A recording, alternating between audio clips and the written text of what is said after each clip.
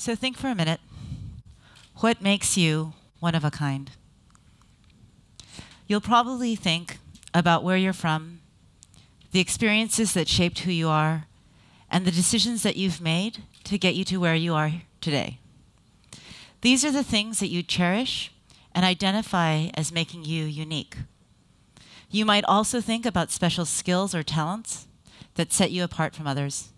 So sometimes it can actually feel quite nice to be one of a kind. Now, think about a time when you were the only one of your kind.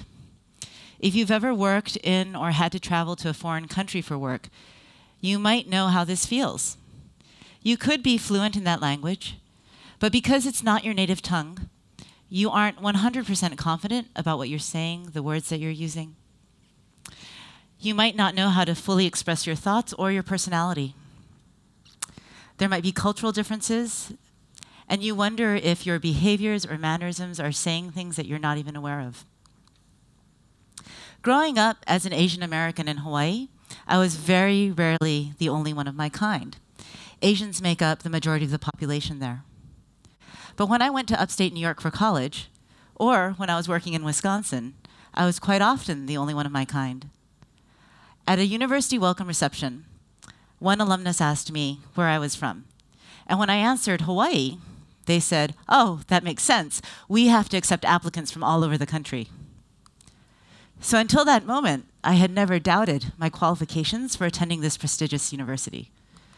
But suddenly, I saw myself through their eyes, simply being born with qualities that allowed them to tick off some checkboxes on a list of requirements for diversity.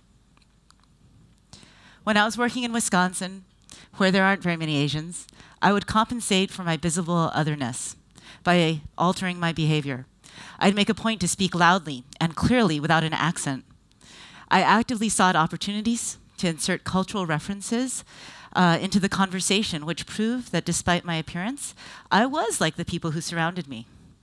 But I was adopting artifice to assimilate, and in the end, I also wasn't being me. There are a couple of reasons why being the only one of your kind is actually really hard work. We send signals all the time without even knowing it. But once you recognize that you are the only one of your kind, you actually become aware of those differences. Understanding that you don't quite fit in can make you second-guess yourself in a way that actually makes you feel small and lose some of that self-confidence. And when you're the only one of your kind, the signals, your actions, and your words can actually take on additional meaning, becoming representative of and for everyone who looks like you. And this is actually a huge burden to bear. For anyone who is the only one of their kind, there's a struggle between the things that create your identity and the things that identify you on the surface.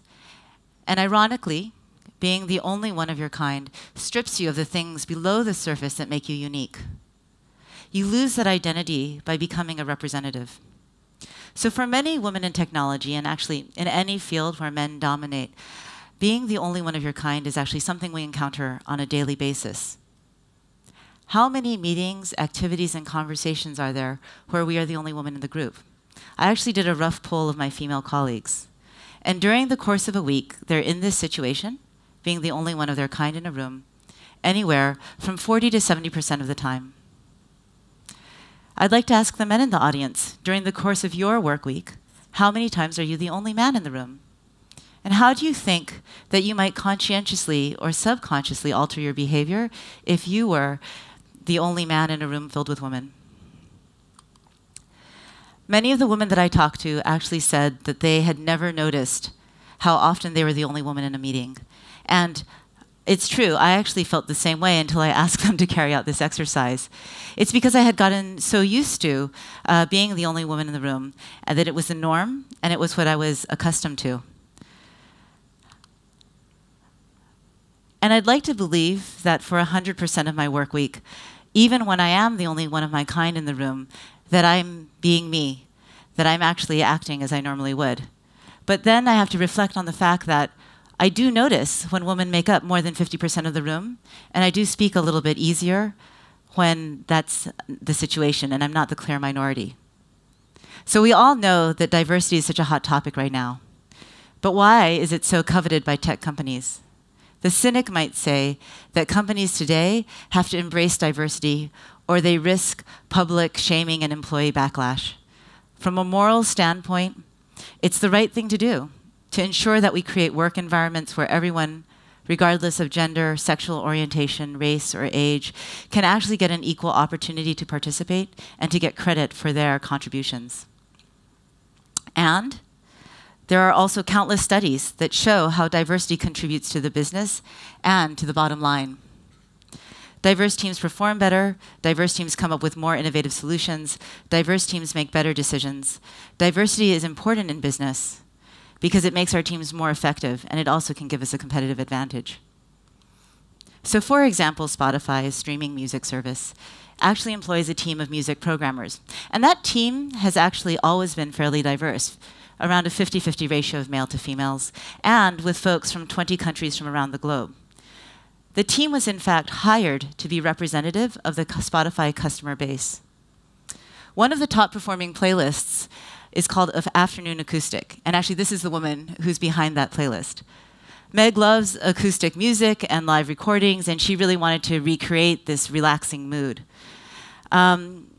She didn't think about gender when she was choosing the music for this playlist, but what she did do was empathize with a situation that she was familiar with. And she selected a cover image that she thought might appeal to people like her. By ensuring that Spotify's programming team employed a diverse group of individuals, they were actually able to create authentic listening experiences for a broader group of customers. So if we agree that creating diverse teams is important, we can't also say that we're done when we've only added one representative from any kind. A friend of mine was part of a large focus group where they gathered people together to reflect on and feedback the company vision. And in this meeting, she happened to be sitting at a table with 3 other women. The facilitator asked this group of women to break up and each sit at a table so that there would be at least one woman in each of those groups. And while the facilitator was well-intentioned in trying to create diverse groups, what they actually did instead was call attention to that singular characteristic of womanhood by redistributing these women to other tables as though they were interchangeable. By adding just one of these women to each table, they simply created more women who were now the only one of their kind. So we can't stop with only one of a kind. We actually need to make sure that we add enough of a kind. But all this talk of adding one of a kind, enough of a kind, and so on can actually start to feel like an academic exercise in numbers and balancing ratios. And this is actually fundamentally about people. We need to also recognize people for what makes them one of a kind. And then we start to treat each other with respect and dignity and build real connections with each other because we actually appreciate and understand that we are beyond what you see on the surface. This is my colleague Sunita. And when I first met her at one of our company events, I actually was thinking, hey, she's just like me. She's an Asian female in technology. But as we talked more, I realized how different our experiences had been. Sunita grew up in Singapore, I grew up in the US.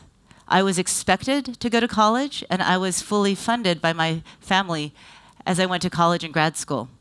Sunita's grandparents and parents actually assumed that higher education would be a waste of time because she was supposed to be married off at the age of 23. Sunita applied to schools and worked through college and supported herself all on her own. And from the age of 18, Sunita had to fight for significantly more than I have. As we talked more, I saw how her experience influenced her and shaped her vision. And I actually saw that she was challenging me in ways that I hadn't expected. Sunita and I are similar on the surface, but beneath that, we are actually different and diverse. And taking the time to appreciate the differences that lie below the surface is what actually ultimately unlocked the value of true diversity. So what are the things that make you one of a kind? Sometimes these are things that actually can be ascertained simply by looking at someone. But there are so many qualities which make us unique that lie below the surface of our skin and shape. So a friend of mine ran a program at Facebook Women's Day, and it was called This Is Me. It was to show that just because everyone at the event was a woman, it didn't mean that they were the same. They came from different backgrounds, they spoke different languages, and they had different ways of solving problems. the woman would film a short statement about themselves, talking about who they were. So this is me. I'm a woman. I'm a mother. I am ambitious. I am from Hawaii. I am a drummer. I'm a surfer. And I'm a mentor. We humanize the numbers by focusing on the individual and what makes each of us unique. Yes, race and gender are probably factors, but they may not be the only ones. While diversity actively brings in different perspectives, we have to ensure that we ask about, empathize with, and leverage the life experiences, cultural influences, and alternate perspectives that each of those individuals brings with us. It's the things that make us one of a kind that add value more than the things that make us the only one of our kind. Diversity is perhaps most powerful and most capable of affecting true change when it's actually accompanied by a genuine curiosity to get to know each other as humans. So every voice and every person that is speaking out about diversity is also bearing a little bit of the burden of representing the others of our kind.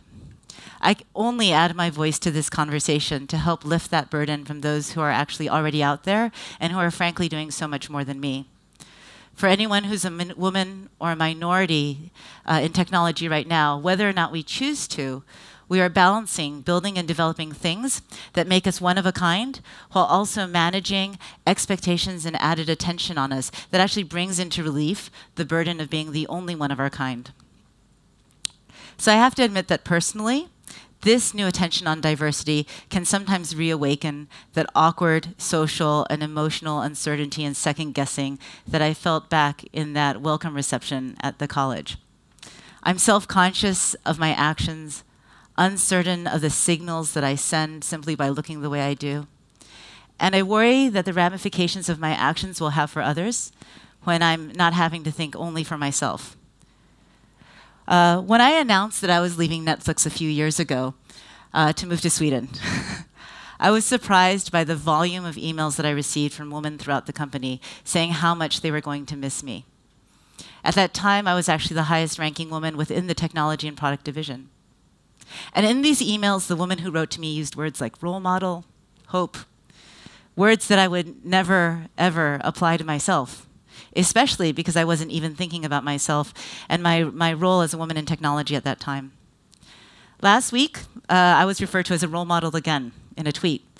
And while in my heart, I might know that I work hard, that I produce good results, and I'm an asset for the companies that I belong to, I couldn't help but once again feel that emotion of second-guessing myself. Did I earn this title role model simply because I'm the only one of my kind, that I'm a woman in technology in a field where there are not enough of us? Well, actually, I would like more competition. Ultimately, this is actually about attracting the best people to our industry and actually treating them with respect and appreciation for their unique attributes. This isn't about racial, ethnic, or sexual orientation. It's not about numbers and visibly adding people to teams. To create high-performing companies and the best culture for our people, we really do need to work together to remove the barriers and burdens that make those people feel like the only one of their kind, so that we can actually let everyone focus without distraction on the things that make us one of a kind. Thank you.